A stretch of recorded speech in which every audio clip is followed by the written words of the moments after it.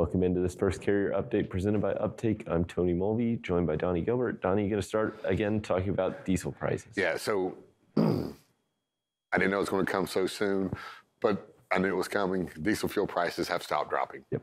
As of between yesterday to today, it was 1/10 of 1 cent was all that dropped.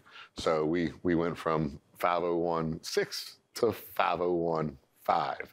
And here in the next few days before the end of the week, we'll probably see diesel fuel prices start going back up. I was hoping they would absorb more of this spread, another 10, 15 cents, kind of like what happened back here in May. Yeah. I was hoping that gap would get a little bit closer there, but no. I was hoping we were going to get below $5 a gallon. We're not. Now, how much will our rack price continue to climb, which will, again, start pushing up that price? Hopefully, we will not see diesel fuel prices get back up to nearly $6 a gallon, but the next 2 or 3 weeks is going to be a lot to see.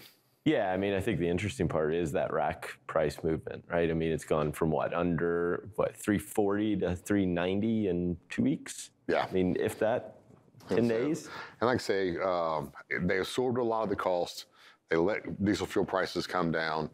This will affect everything, gas prices as well. So, and we really needed the gas prices to come down just to free up and give everybody some extra cash to spend, because the holiday season's coming up. If they don't have the extra cash to spend, it could really put a hurting on sales, which will in effect affect the freight world. Let's just jump to the next chart here. Something that I brought up and saw today. This is this is the individual markets and the fuel price, average fuel price DTS in each market. And I've got it sorted with a weekly change in there. So from comparing last week to this week. Of course, we got our California's, Pacific Northwest up here in the top left here, some of the highest prices in the country, along with New York. And in the bottom here, we have our Texas, Oklahoma area where diesel fuel is normally the cheapest. What I see concerning is these green markets, these have already increased over on a week-to-week basis. And these are areas that diesel fuel is normally the cheapest. Texas, Oklahoma, Texas, Oklahoma, Texas, Texas. So you're seeing a lot of these markets here start.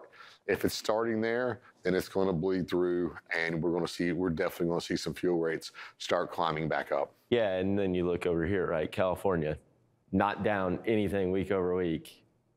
I mean, you've got Ontario, LA, San Diego, they're all flat week over week. Those will be areas where you're going to see that upward pressure start to happen there too. Yeah, and it's really going to hurt those drivers.